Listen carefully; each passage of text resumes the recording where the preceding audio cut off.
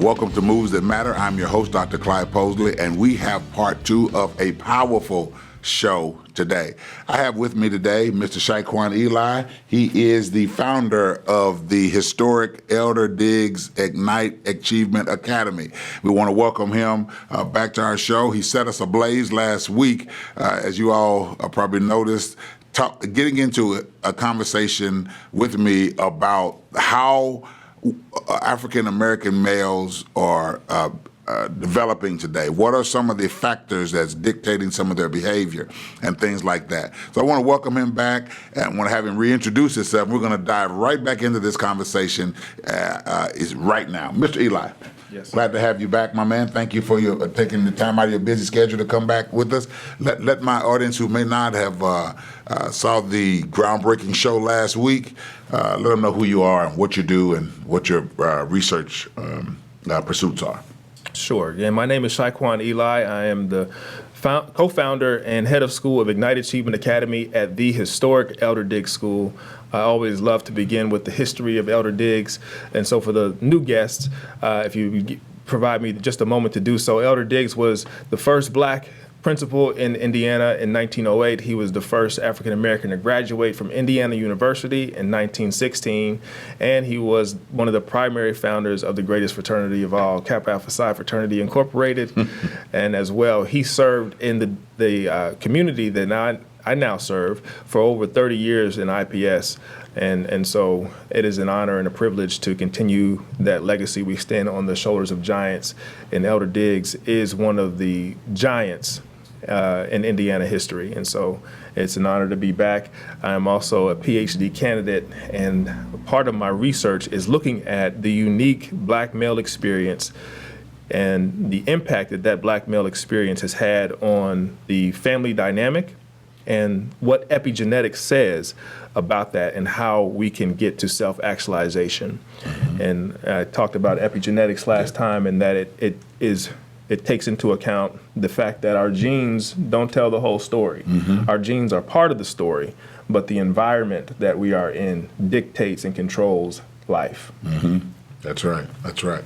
And just with that notion, it gives credence to books like Joy DeGruy, Post-Traumatic Slave Disorder, and how it cannot be denied that what you have been exposed to affects who and what you are. Absolutely. Yeah. So let's dive right in. So talk to me. You talked last week about you relied heavily, in terms of example, on Maslow's hierarchy of human development. Yes, sir. And at the base of that is human need, and at the top of that is self-actualization, and just before that is or belonging, security, as well as self-esteem. But ultimately, at the top is self-actualization. And so, talk to me about some of what you see confronting African American males today, keeping them from being all that they can be. You can go for anywhere from crime to whatever, people's perception of them being only criminals is what I mean by that. Or what do you think are two, let's just go with two, of the major factors helping to hold back African American males? Certainly oppression and poverty. Say that again? Oppression and poverty. Oppression, racial oppression? Yes, sir. And poverty. And poverty. Okay. And racism mm-hmm. is a sickness defined as power, one who has power mm-hmm. and prejudice. Mm-hmm. And so it is a mental defect. It Absolutely. is a mental. There's some research that has now proven that, along with Bull Connor and some others proving it over the years. Right. But go ahead. But there are researchers like Dr. Francis Cress Welsing, who has done extensive psychology research mm-hmm. on the idea and the dis-ease of mm-hmm. white supremacy right. and that kind of racism. Mm-hmm. And so that's one of the elements. And then generational poverty, certainly. And I think that the violence and some of the other conditions mm-hmm. are really symptoms of those other two. Say that again. So a symptom. That... Yes, sir. A symptom of poverty is violence. when you have a culture, and it's not just black people, but if you look at the history of America, particularly in the early 1900s, mid-1900s, when you had an influx of immigrants coming who were also at the bottom and who also were oppressed and depressed, we saw the same thing with them, whether they were the Irish or the Jewish community or the Italian community coming over, and you saw violence as they were trying to figure it out, trying to survive. As you say that, it's coming to mind how justifiable violence has been manipulated over the years. For example, Donald Trump believes that it is not violent to have the Attorney General get all of his cronies off, pardon people who have done crimes, to manipulate people, Ukraine, for wealth. That's violence. That is social violence. Social violence. That is political violence. It's amazing how over the years, but in a diseased mind, if you're racist, it'll be justified. But it's amazing over the years how one form of violence is more detrimental in someone's mind than another. Do you know the damage that's being done to the Constitution from that kind of violence?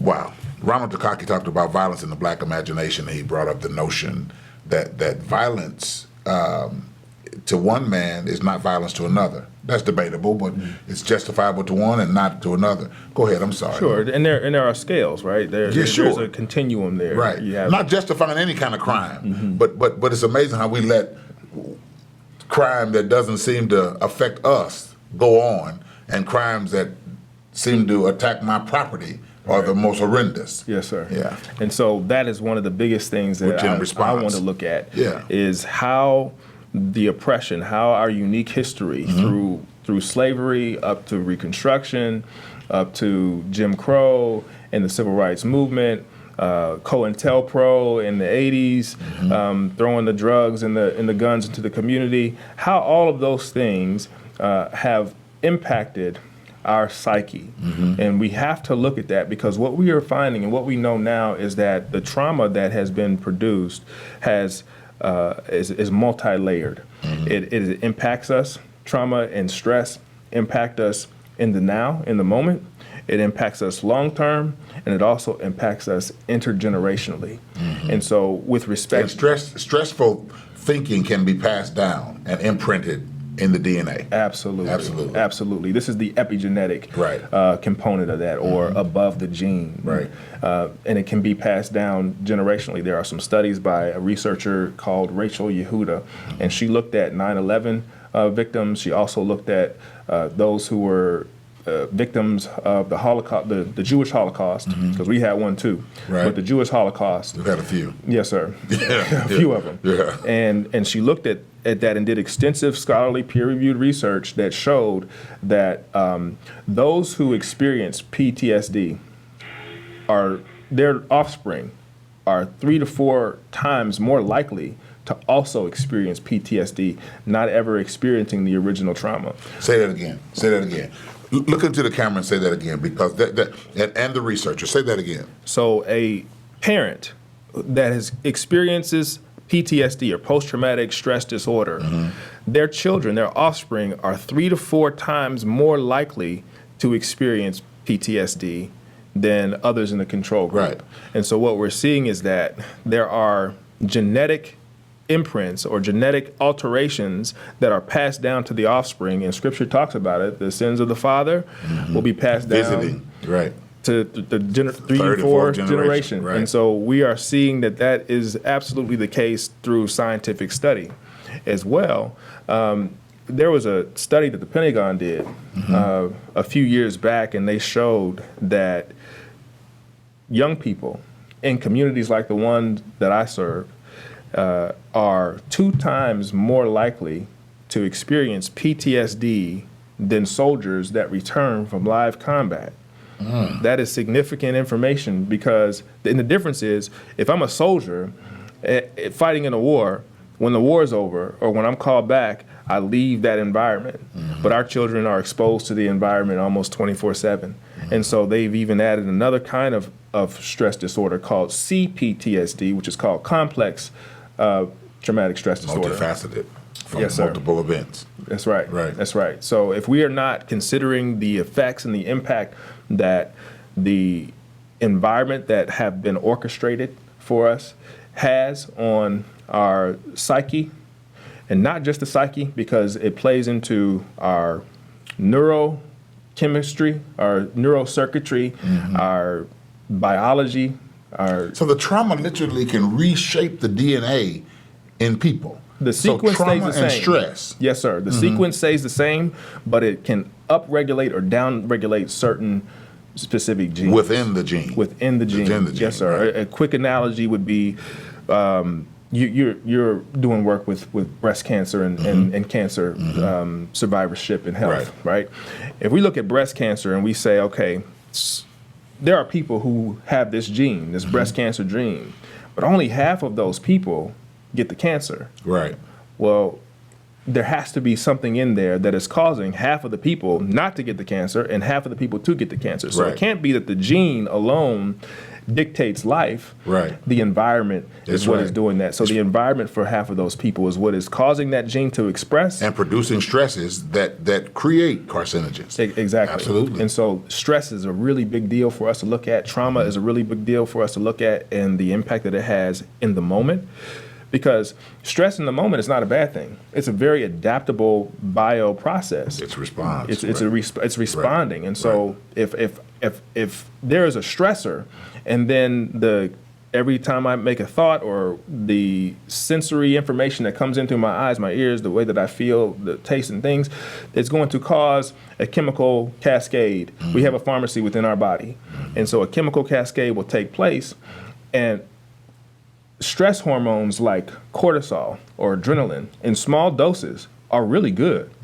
If there is a situation... And necessary. If Right. there's a situation that I need to either fight, flight, or freeze, right? Yeah. This is the situation. If somebody comes in here with a My gun brain right will now, release what I need. my higher faculties, Right. my conscious mind is going to shut down. Right. And now what happens is that cortisol and that adrenaline is going to make my eyes dilate, my pupils are going to dilate, the way that my blood is flowing is going to change. It's going to change from the Prepared to viscera. respond to the event. Absolutely. Right. So it's going to respond to the event. That's cool if the stimulus goes away. There's a book called, by Dr. Bruce Perry, I believe, called Zebras Don't Get Ulcers. We're very similar in that way.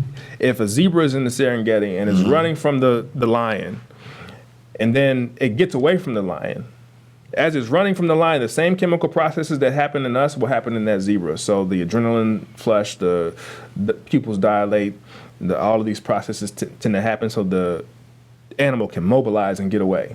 Once it gets away from the lion, it goes back to baseline.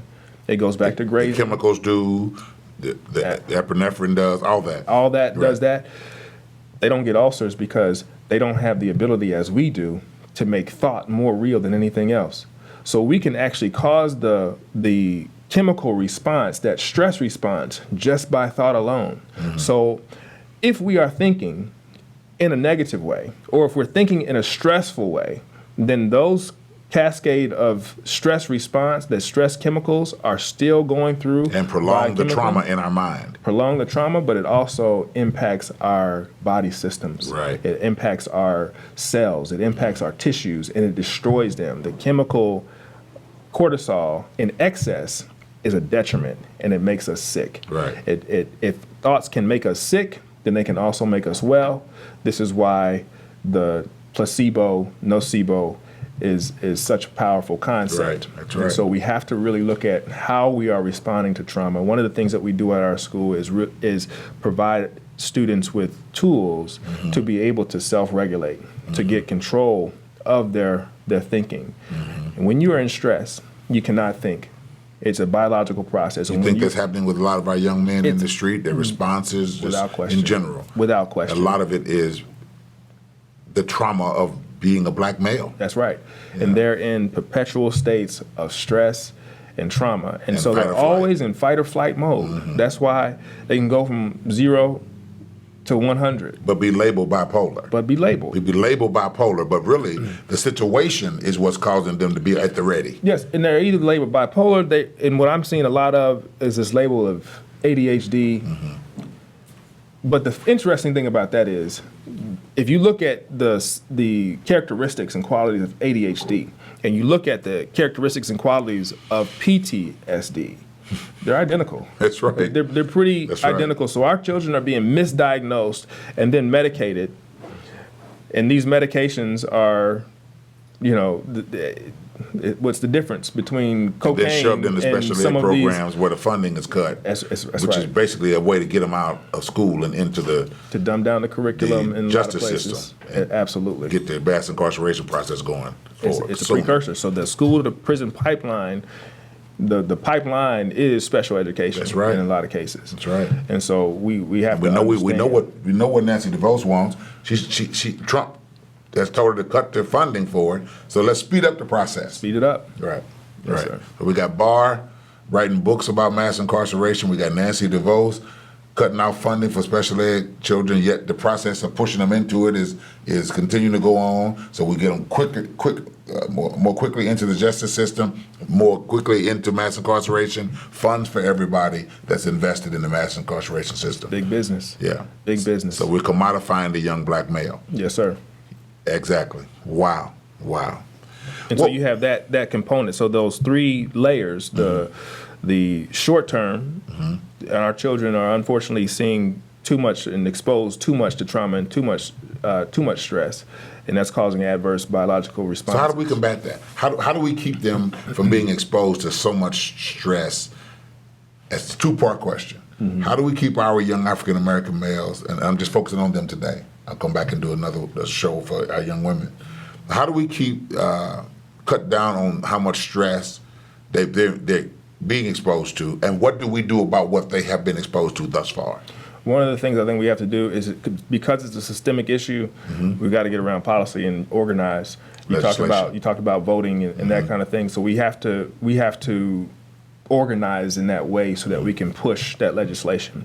The other thing is Legislation is one answer. to teach. Okay. They have to understand how their brains and their bodies work. The teacher. The teacher or us as a community, we have to be able to teach the children. And Well, it's got to teach start with young- the teacher. They gotta know start with too. the parent, but the teacher has to know because the teacher spends more time with my child than the parents do. That's correct. Yeah. That's correct. And so teaching our educators Right. about these biological processes, and that a child who may be exhibiting this kind of behavior, it may be a biological thing. It's not that he doesn't want to listen to you or he doesn't want to follow directions. There could be other things that are going on that make it impossible for him to do that in that moment. It's a biological thing, not a matter of the will.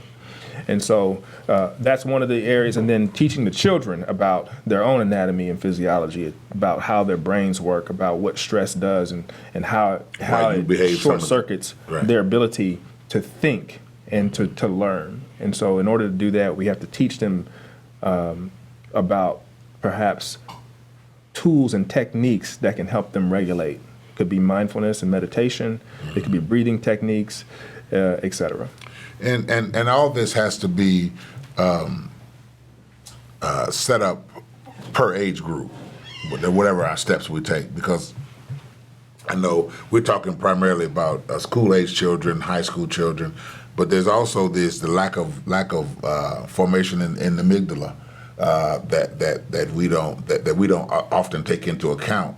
And if people don't know anything about that, you just assume that a young man, 19, 20, is just being defiant. No, there's a rush of hormones. His brain is not fully developed yet, and there's the PTSD. And there's the self-esteem, and there's a constant fight or flight. So there are several. So he is complexed. He and so thus it takes a complex approach. Absolutely. To handling him. And so prison is not just the answer. Expulsion is not just the answer. We need a super teacher. We need a being. We need a conglomeration and multifaceted approach to handling our young men. That's what I think the historic Elder Diggs Achievement Academy is trying to do. Talk to us a little bit about some of your future plans in terms of, in a broader sense, about what you want to do to help the plight of the African American young male with your school, and what you want to do, some of the long range things you want to do to provide services. Well, I want to create one of the most dynamic and impactful educational experiences that we've seen in America. And we now know it's necessary. You just made that clear. It absolutely is, and it's going to require us to do something completely different than what we've normally seen in education. And that is challenging because I'm still held to the metrics and the measures from the state, being a public school. But taking this kind of research, being at the forefront of the scholarly research and bringing that and pulling that into the experience right away, that's one of the benefits of having this partnership with IPS, is that there is some autonomy there so that I can make those decisions as I come into the knowledge and come into the information. And so that is one of my primary assignments, is to create this environment that will allow this expression of the genius that's within each one of these students. Okay. Let me ask you this. This is my final question to you. I want you to look in the camera, and I want you to describe a senior, a 17, 18-year-old young African-American young man who has gone through a K through 12 experience with you idealistically. What is he like? What is his esteem like? What are his goals? How does he fit in the necessary social spaces? Describe, if he were standing on this table in a miniature form, if you will, a young black man who has been through your innovation processes. What is he to society? Tell us. So this young man would absolutely have a knowledge of self, would understand his skills, would understand some of his limitations, and the idea that no matter what, this individual can grow even through those limitations. And so this individual would also be versed in the arts, because the arts are so important to our human development. It's important to our creativity and our mental capacity and stress reduction. This individual would also understand how to regulate emotionally, because our emotions often drive our behavior. Our emotions are much stronger than our emotional energy is much stronger and faster than our mental energy. And so we have to understand that and have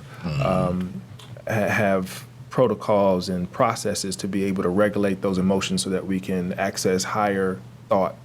And so put the emotions behind the thought versus the emotion guiding the thought. Exactly. Yeah. Exactly.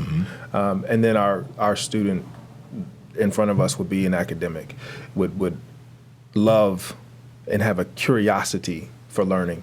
It's our responsibility to fan and stoke those flames of curiosity, because inherent in each one of these children is a genius. I've learned that there could be skill gaps, but the children are brilliant. They are geniuses if only we can create the environment. And so that young man would know that he has godlike abilities, and that thoughts become things, and he would be able to control those thoughts intentionally and deliberately. That's well said. I would say I would like to say myself that the greatest gift apart from my salvation that the Lord has given me is education.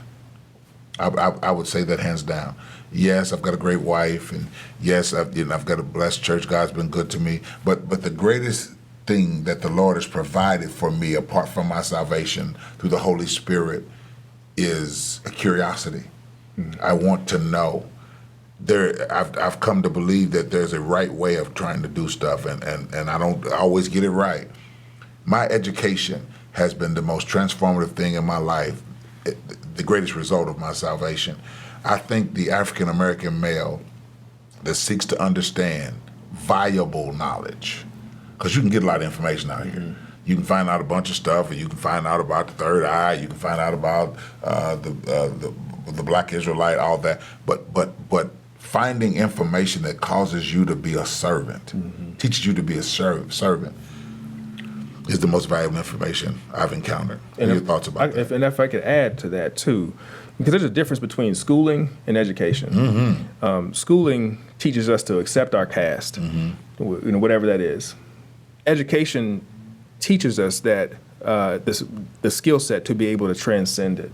And so that is the other piece, that that student that we're looking at would also have the gall and the fortitude to be able to look at his community and take all that he has learned.